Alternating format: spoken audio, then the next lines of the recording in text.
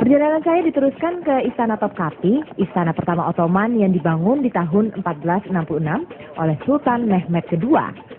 Berlokasi di tengah kota Istanbul dan memiliki pemandangan spektakuler dari segala sudut kota, dari Selat Bosphorus dan juga Golden Horn.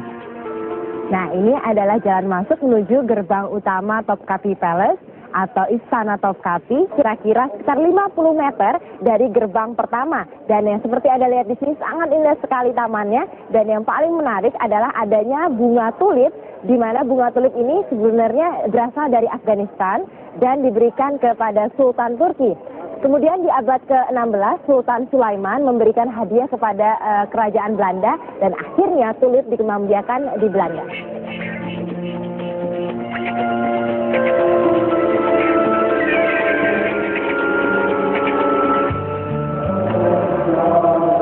Ini adalah salah satu ruangan suci di Istana Topkapi, di mana pada masa Ottoman, Sultan memerintahkan para pembantunya untuk membawa barang-barang dari Saudi Arabia. Karena pada saat itu Saudi Arabia diperintah oleh Ottoman. Dan yang paling menarik di ruangan ini adalah jejak kaki Rasulullah.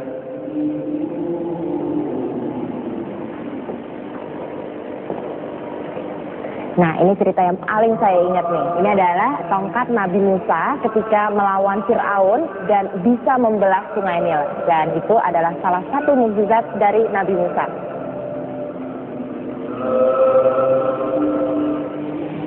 Nah, ini adalah saucepan atau panci dari Nabi Ibrahim. Kemudian yang surban itu adalah milik dari Nabi Yusuf. Dan yang paling ujung depan itu adalah tutup tangan dan juga tutup tengkuk kepala dari Nabi Yahya, Nabi sebelum Rasulullah SAW.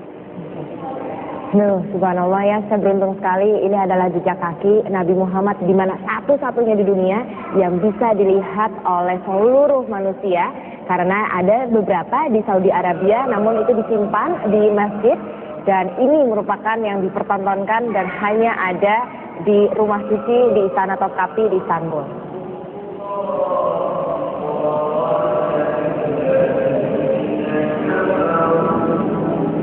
Ya, ini adalah salah satu cangkang dari Hajar Aswad di abad ke-19 dan dibawa langsung pada masa Sultan Abdul Aziz, dan dari Saudi Arabia dibawa ke Istanbul, Turki untuk ditempatkan di Istana Topkapi.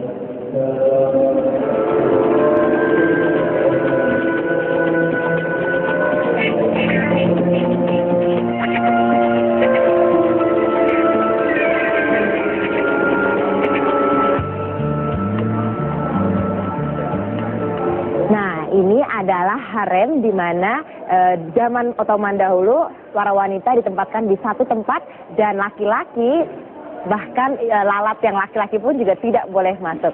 Dan tak hanya istri-istri sultan namun juga pembantu-pembantunya, para musisi hingga para pembersih dari Istana Topkapi.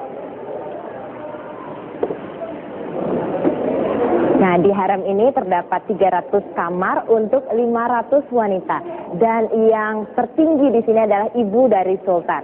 Dan jika Anda lihat nih, jalanan ini yang berbatu adalah khusus untuk sultan, di mana satu-satunya laki-laki yang bisa masuk ke dalam harem untuk menemui istri-istrinya.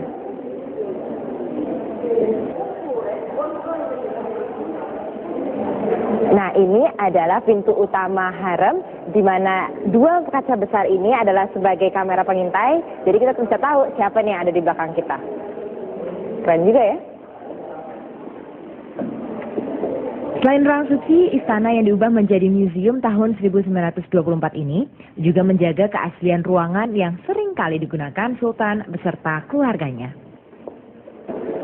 Nah, ini adalah tempat mandinya sultan, di mana Anda bisa lihat itu ada tempat duduknya dan juga itu adalah bak mandi kecil, dan dulu nih sultan juga pakai gayung.